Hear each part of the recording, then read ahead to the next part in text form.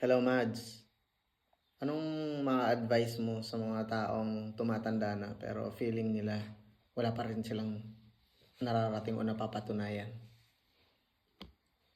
Para sa mga taong tumatanda pero pakiramdam nila wala pa silang nararating o parang may kailangan pa silang patunayan, narito ang ilang mga payo. 1. Walang oras na huli para magbabago. Hindi kailangan ng taktang edad para magsimula ng bagong bagay o magtagumpay. Laging may pagkakataon para mag-improve at matuto, kaya't hindi pa huli para sa kahit anong pangarap. 2. Hindi lahat ng tagumpay makikita agad. Ang mga malalaking tagumpay ay hindi palaging agad nakikita sa panlabas. Ang mga maliliit na hakbang at ang mga natutunan mong aral sa bawat pagkatalo ay parte ng tunay na pag-unlad.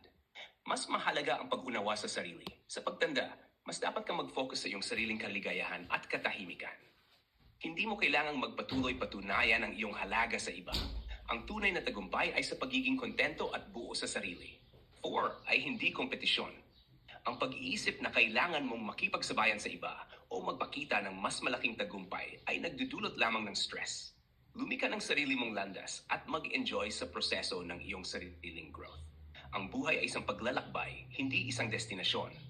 Tandaan na ang tagumpay ay hindi nasusukat sa kung ano ang naabot mo, kundi sa kung paano ka natututo at lumago mula sa bawat hakbang ng buhay. 6. Ikaw lang ang may control sa iyong kwento. Hindi mo kailangang maghintay na makitang magbago ang lahat sa paligid mo. Magsimula ka sa mga maliliit na hakbang para baguhin ang iyong pananaw at gawing mas magaan ang iyong buhay.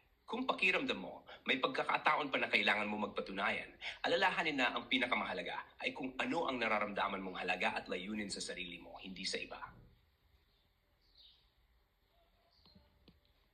So alam mo na, hindi pa huli ang lahat.